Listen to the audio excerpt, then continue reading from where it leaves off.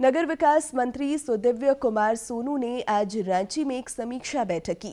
समीक्षा बैठक के बाद पत्रकारों से बातचीत में उन्होंने कहा कि आने वाले 6 महीने के अंदर निगम क्षेत्र में गुणात्मक सुधार दिखाई देगा। राज्य के नगर विकास मंत्री सुदिव्य कुमार सोनू ने रांची में समीक्षा बैठक के बाद पत्रकारों से बातचीत में कहा कि रांची नगर निगम राजस्व बढ़ाने की दिशा में काम कर रहा है।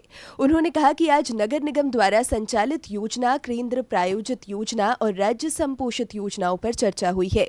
निश्चित रूप से आज की समीक्षा बैठक में तमाम वर्टिकल्स पर हम लोगों ने बात की।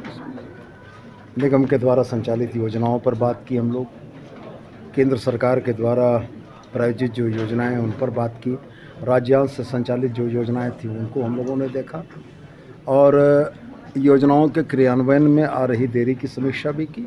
उन्होंने कहा कि रांची नगर निगम के लिए अच्छी बात यह है कि यहाँ व्यय के अनुपात में आय अधिक है।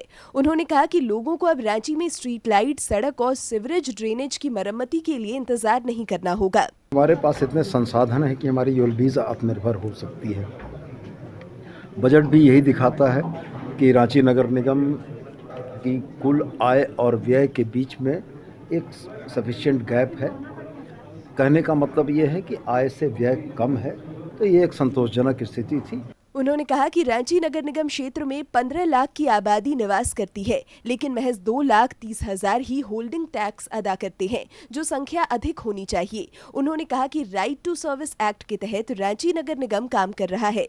15 लाख की आबादी वाले इस निगम क्षेत्र में मात्र 2,30,000 होल्डिंग टैक्स होना, जिसको नियमतः कम से कम 3 लाख होना चाहिए था।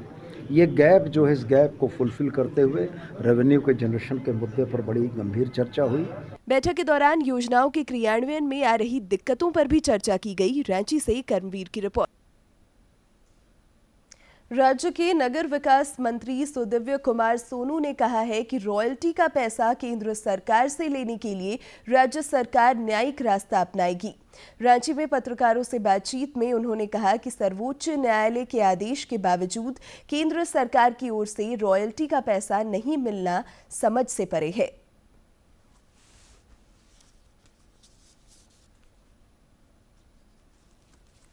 मेरा यह मानना है कि 9 सदस्यीय संविधान पीठ ने जब झारखंड के दावे पर मुहर लगाई है और सरकार ने राज्यपाल के अभिभाषण में अपनी मंशा को स्पष्ट किया है कि 1,36,000 करोड़ के बकाये को लाए जाने के लिए हम लोग न्यायिक रास्ता भी अख्तियार करेंगे, तो निश्चित रूप से न्यायिक रास्ता अख्तियार होगा। सदन में कौन बोल रहे हैं, किस आधार पर बोल रहे हैं, वो उनका विषय है, आप उनसे बेहतर पूछें। लेकिन हम ये जानते हैं कि झारखंडियों के हक का पैसा जो भारत सरकार के पास मौजूद है, वह पैसा हर हालत में हम लोग लेंगे।